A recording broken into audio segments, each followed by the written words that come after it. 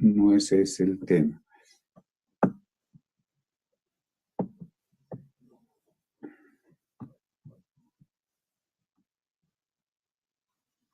En ahí, ¿no?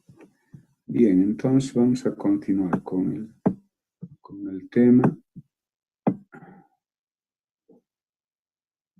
Bien, entonces rápidamente creo que hemos avanzado un poquito de esto. Entonces solamente recordar esta primera partecita de que la estenosis de la válvula mitral, como ya les había indicado, a ver, admitiramos un...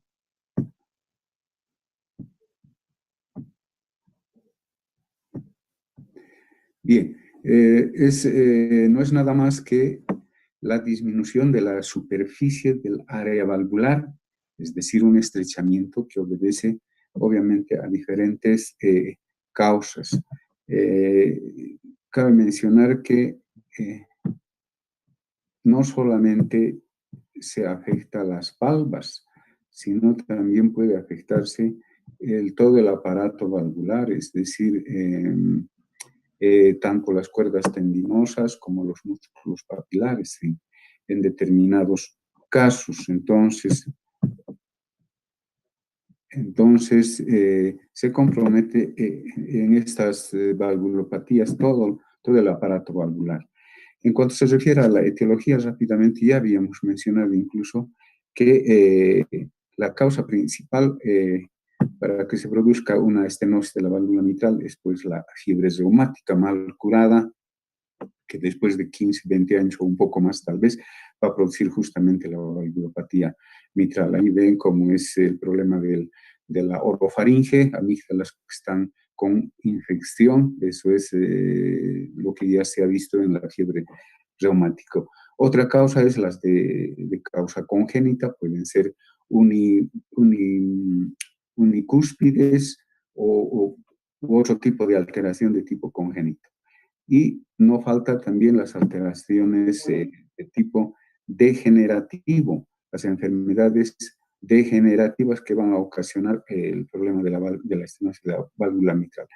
Y puede haber también algunos tumores intracavitarios, como son los mixomas, por ejemplo, que pueden ser una causa de estenosis de la válvula mitral. Bien, eso se refiere en cuanto a su etiología. De la fisiopatología creo que aquí habíamos quedado exactamente. Bueno, la estenosis, como lo dice el nombre, es la estrechez valvular, disminución del área de la válvula. Entonces, una vez que se produce esa estrechez, lógicamente, estamos hablando de la válvula mitral, lógicamente las consecuencias va a ser pues de la aurícula izquierda, porque no va a poder vencer, digamos, ese obstáculo, va a esforzarse más, va a tener un trabajo el doble y por lo tanto esa aurícula izquierda se va a ir dilatando progresivamente.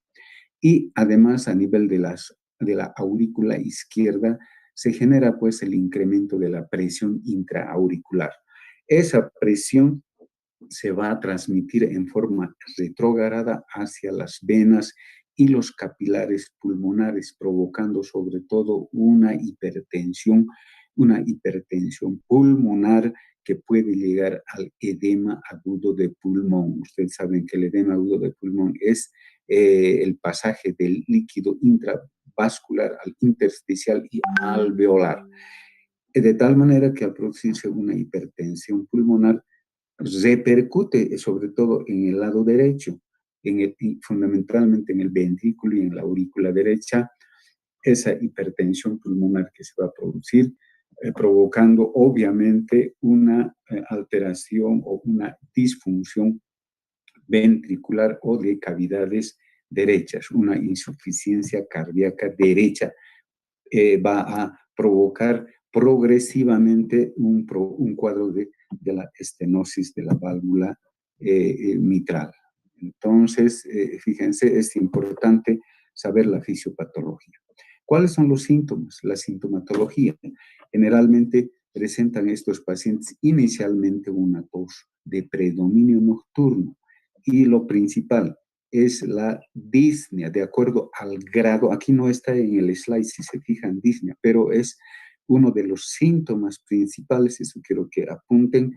De acuerdo al grado ya de la estenosis, tendremos pues una disnea inicialmente a grandes esfuerzos, progresivamente a medianos esfuerzos, finalmente a pequeños y finalmente pueden llegar a la disnea de reposo. Sabemos eso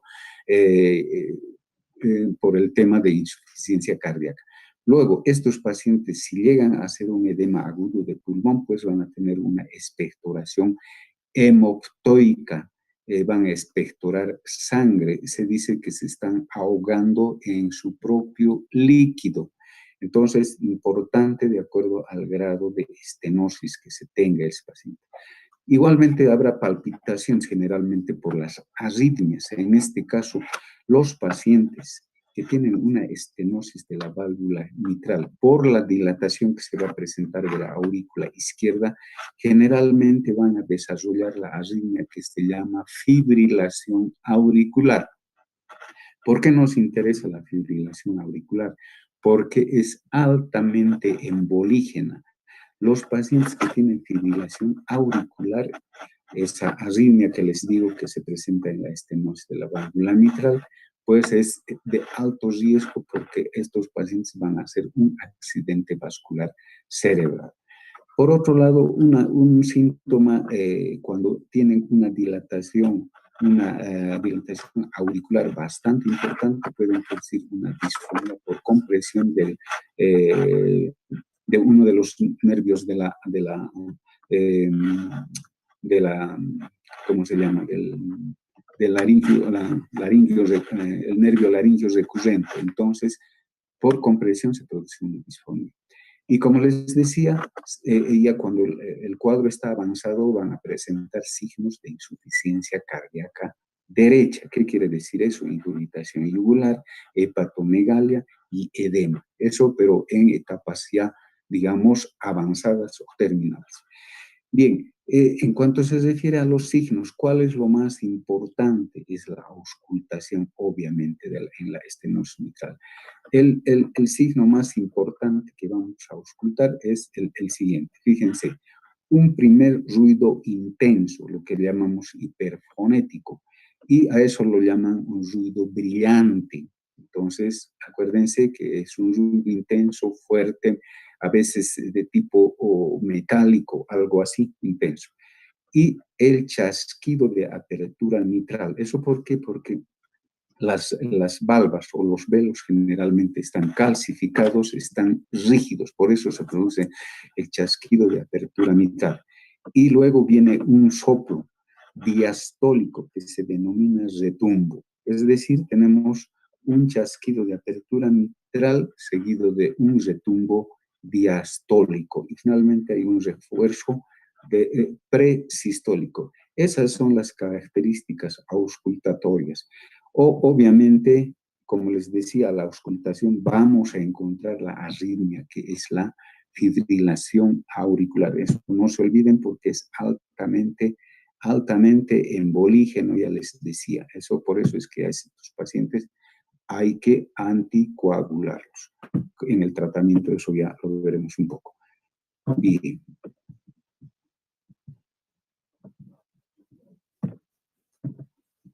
Bueno, ya habíamos, no sé si vimos con ustedes o con el otro grupo, el grado de estenosis mitral. Tenemos que saber el grado de estenosis de la válvula mitral. Tenemos que saber el área de la válvula mitral. Por lo tanto, eso nos va a reportar la ecocardiografía. Una estenosis mitral será leve cuando el área sea de 1.5 a 2.5 centímetros cuadrados. Y será una estenosis mitral moderada cuando sea de 1 a 1.5 centímetros cuadrados y será una estenosis severa, grave, cuando el área solamente sea, menor a 1 centímetro cuadrado. Imagínense, creo que dijimos como usted decía, de tipo puntiforme a veces, ¿verdad? Entonces nos interesa para determinar el grado de la estenosis mitral. Es importante.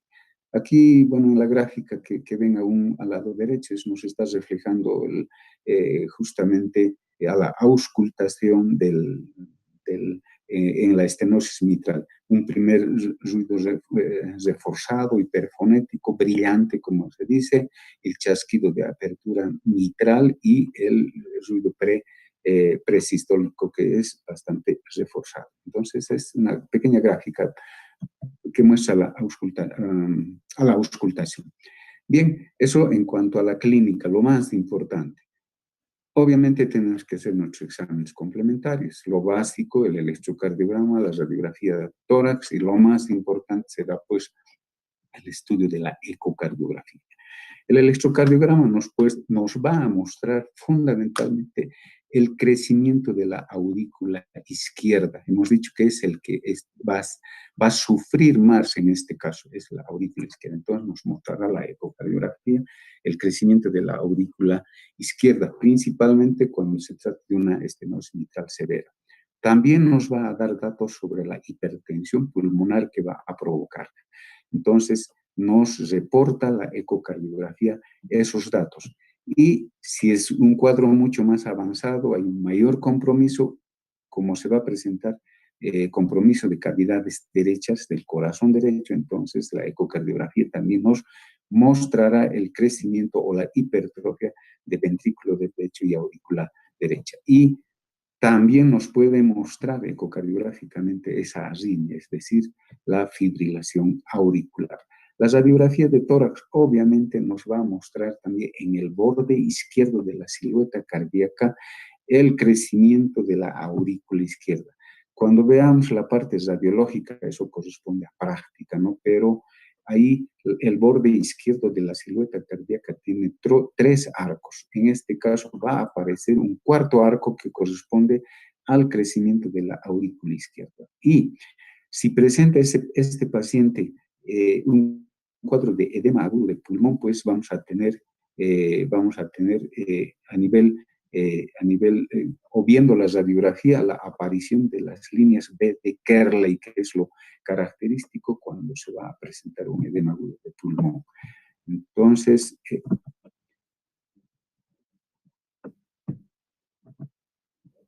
Entonces ahí tenemos una placa que no es tan típica, digamos, pero podemos ver esas líneas B de Kerley que están, sobre todo, está graficándose en el campo derecho pulmonar. Son unas líneas finísimas, a veces en forma horizontal.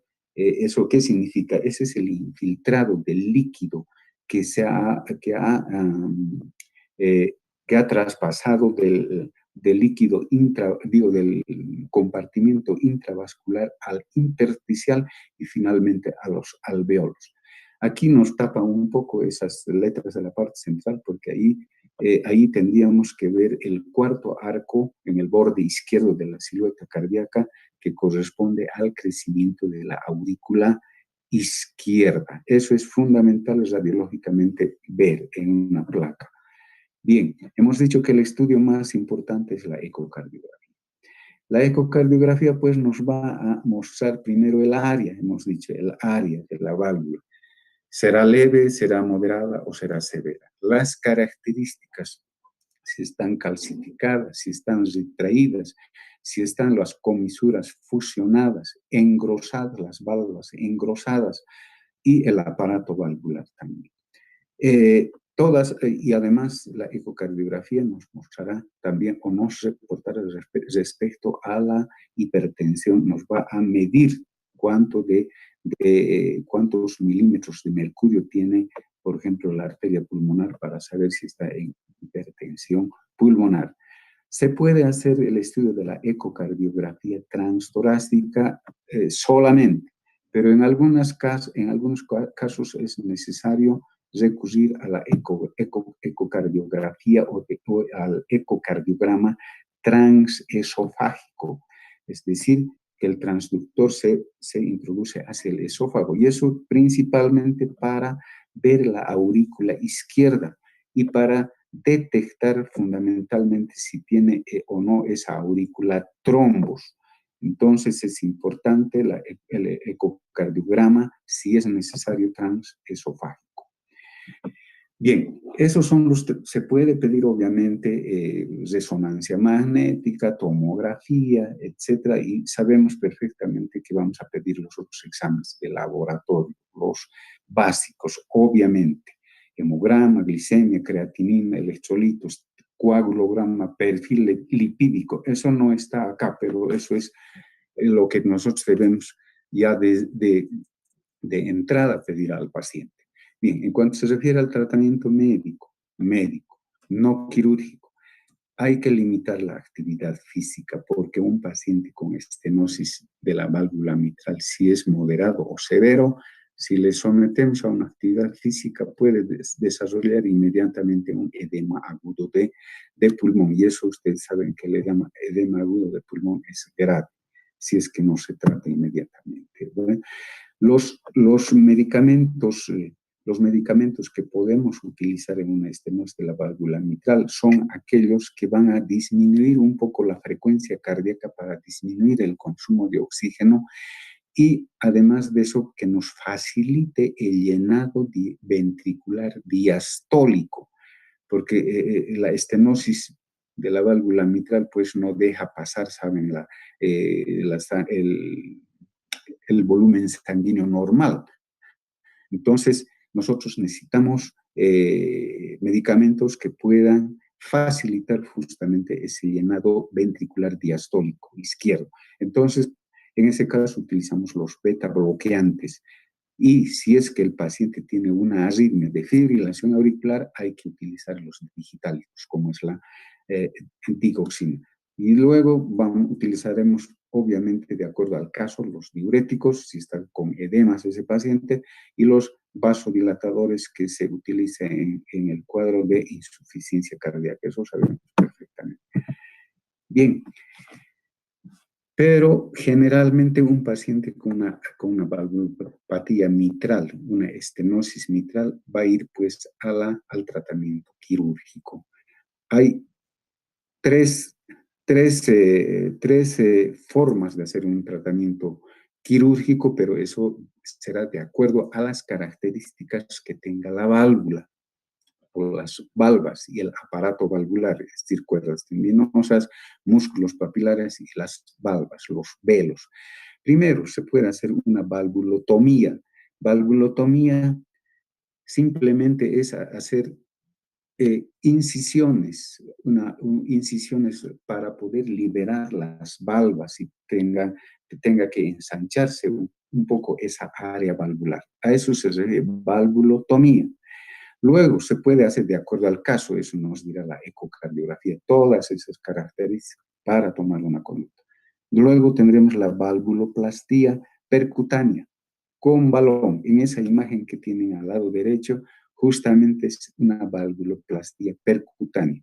Se hace a través de cateterismo, se introduce catéteres especiales que tienen en la puntita un balón. Ahí fíjense, ese balón entra desinflado. Ya una vez que se llega a la misma estenosis, entonces ahí inmediatamente se infla el balón, de tal manera que al inflar el balón va a ensanchar esa válvula estenosada y va a ser una solución en algunos pacientes, no en todos. Sería excelente que solamente este procedimiento se pueda hacer en todas las estenosis de la válvula mitral. No, hay que seleccionar a los pacientes.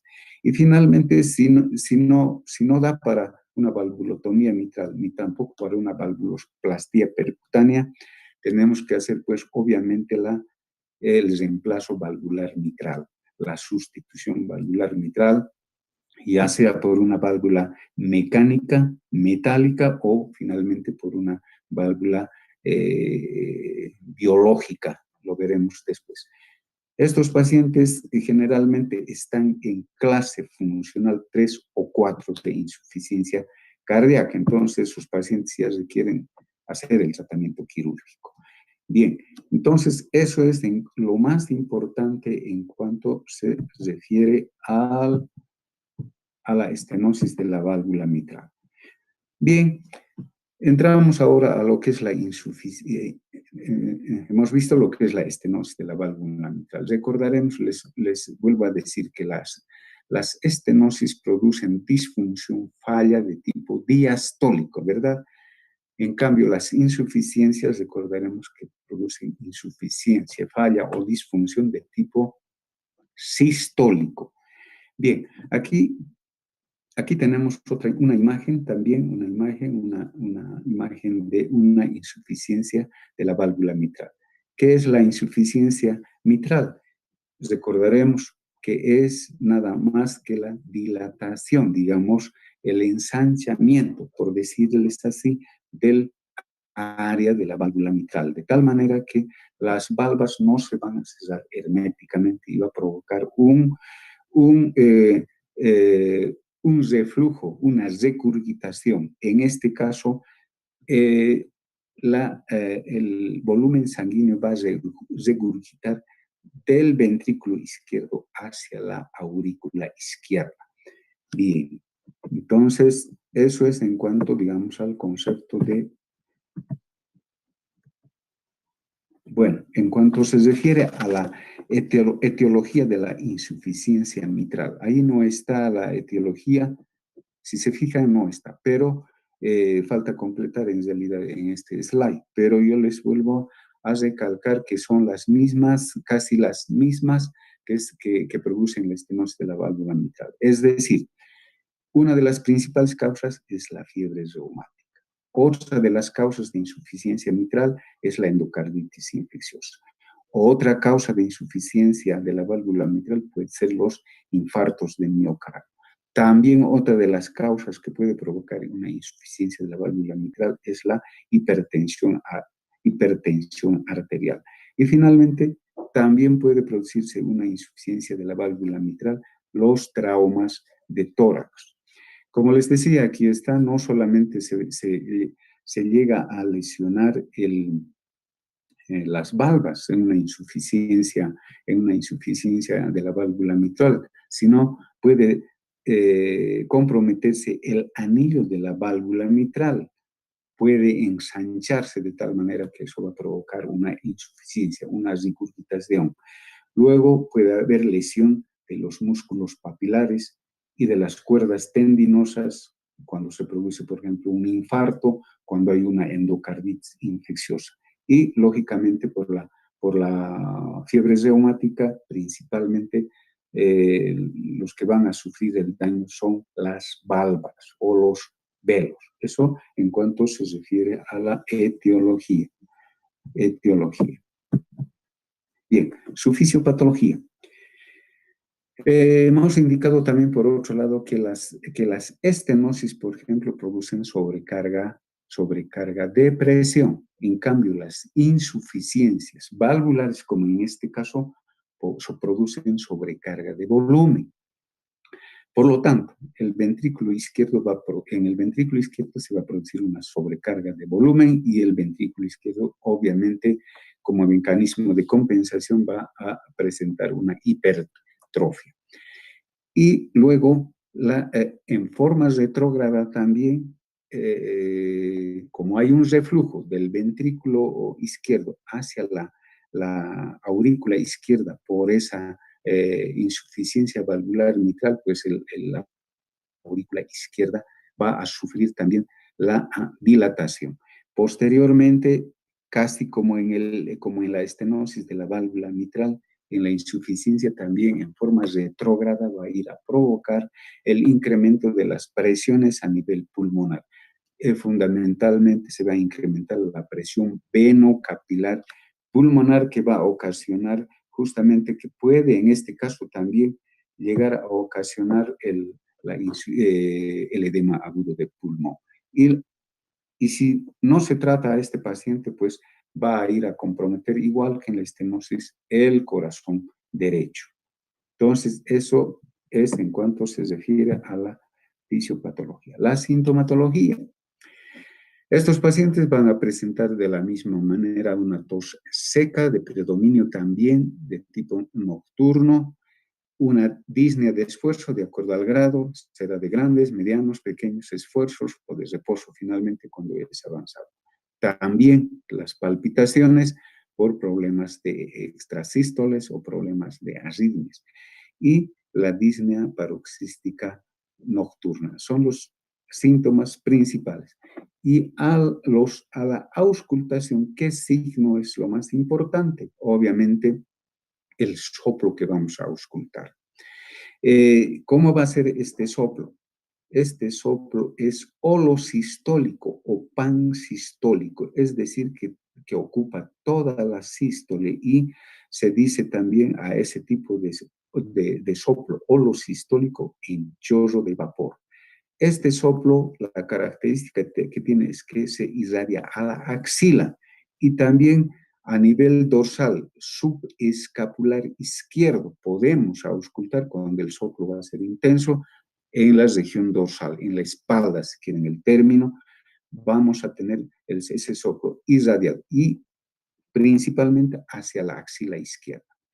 La maniobra de Rivero Carvalho es una apnea inspiratoria que nos facilita para que ese soplo se escuche más claramente. Entonces, el estenosis mitral, ya saben la característica del soplo. Es un soplo brillante, chasquido de apertura mitral y retumbo diastólico. En este caso de la insuficiencia, acuérdense, es un soplo holosistólico irradiado a la axila. Ahí tenemos las características del soplo en esa gráfica. Un primer ruido disminuido, ese soplo holosistólico está ocupando toda la sístole, fíjense, y ese soplo se irradia a la axila. Podemos auscultar mejor colocando al paciente en decúbito lateral, haciendo la maniobra de Passion. Saben ustedes cómo es, lateralizar al paciente y auscultar en decúbito lateral. Entonces ahí podemos escuchar igual más claramente el soplo pansistólico u holosistólico. Bien, exámenes complementarios. La clínica, lo más importante, les estoy indicando los síntomas y sobre todo a la auscultación. Exámenes complementarios tenemos que hacer, obviamente, electrocardiograma, radiografía y el ecocardiograma. Lo más importante, podemos pedir, ya les he dicho, laboratorio. Igual, todo lo básico. Y después también podemos pedir una tomografía del corazón, una resonancia magnética y otro tipo de estudios también se puede venir, como el cateterismo cardíaco. Pero nos vamos a abocar solamente a lo básico, a lo importante. El electrocardiograma, ¿qué nos muestra? Crecimiento de aurícula izquierda y crecimiento del ventrículo derecho. En el electrocardiograma vamos a ver el trazado que nos mostrará el crecimiento de aurícula izquierda y ventrículo izquierdo.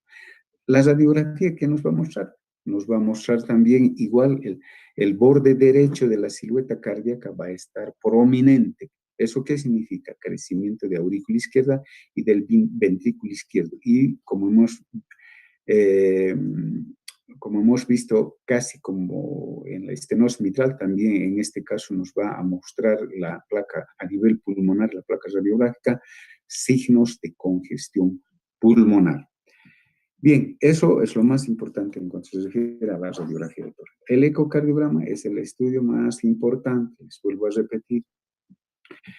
Nos permitirá ver pues las características de la válvula mitral. Nos va a mostrar el grado de insuficiencia valvular que tenga ese paciente, las características de todo el aparato subvalvular, cuerdas tendinosas, músculos papilares, cómo están las valvas o velos engrosados, deformes, etc. Entonces, la ecocardiografía nos va a dar todas las características del daño valvular y el grado de insuficiencia de la válvula mitral.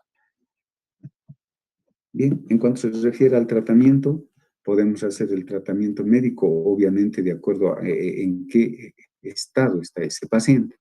Si tiene una insuficiencia valvular leve, si tiene una insuficiencia valvular moderada o una insuficiencia valvular severa, ya vamos a ver la clase funcional de insuficiencia cardíaca en que estará. Será clase funcional 1, clase funcional 2, clase funcional 3 o clase funcional 4.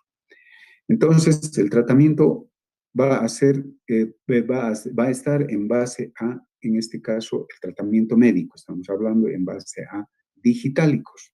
hay que favorecer la contracción miocárdica, la contracción del ventrículo izquierdo. Entonces podemos utilizar los digitálicos, tenemos que utilizar los diuréticos, tenemos que utilizar los vasodilatadores.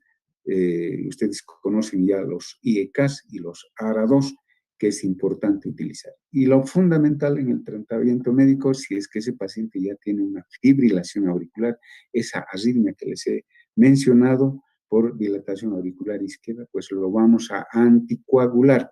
Generalmente se anticoagula con warfarina. ¿Por qué? Porque si no, ese paciente en cualquier momento va a hacer un accidente vascular cerebral. Entonces, importante saber en qué ritmo está ese corazón. Si es sinusal, bueno, tendremos que esperar un poco, pero si ya tiene la arritmia, hay que anticoagular inmediatamente. Ese paciente tiene que estar anticoagulado, si no, el accidente vascular cerebral ya es una complicación grave que bueno, el paciente muchas veces ya no sale de ese cuadro. El tratamiento quirúrgico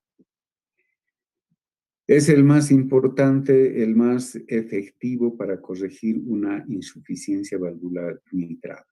Bien, podemos hacer el recambio valvular, en este caso, por una válvula mecánica o por una válvula biológica, obviamente de acuerdo a las características y a la clase funcional en que esté ese paciente. Entonces, generalmente se hace el reemplazo valvular mitral en pacientes que están en clase funcional 3 y en clase funcional 4 de insuficiencia cardíaca. Bien, aquí vemos las prótesis. Ahí están en el lado izquierdo las prótesis mecánicas, que son metálicas, son de diferente tipo, a disco o a bola, son las principales que se utilizan, y las válvulas biológicas. Las válvulas biológicas son son fabricadas de pericardio de cerdo, son casi naturales, por eso se llama biológicas. Generalmente cuando se hace un reemplazo valvular con válvula biológica, los pacientes a lo mucho que pueden recibir tratamiento es de antiagregantes plaquetarios. Generalmente no utilizan anticoagulantes, a no ser que esté en fibrilación auricular. En ese caso, sí o sí, sea válvula biológica o válvula mecánica, tiene que estar anticoagulado el paciente. En cambio, los que tienen prótesis mecánicas, esos de por vida tienen que estar anticoagulados con warfarina. Porque ¿qué es lo que producen las válvulas mecánicas? Producen émbolos, producen coágulos. Hay muchos pacientes que cuando se hacen operar dejan de tomar los medicamentos. Y si dejan de tomar sobre todo el anticoagulante, pues ese paciente está en alto riesgo de que va a provocar un accidente vascular cerebral. Por lo tanto, ese paciente de por vida tiene que estar anticoagulado. Bien, hemos visto ya la parte de las valvulopatías del lado izquierdo. Para la siguiente clase, mañana ya nos dedicaremos a hacer un poco más resumido, más rápidamente, yo creo, las valvulopatías del corazón derecho, como es la válvula tricúspide y la válvula pulmonar. Bien, entonces, por ahora hemos terminado la clase y nos vemos mañana. No sé, a ver, Pablo, ¿me puedes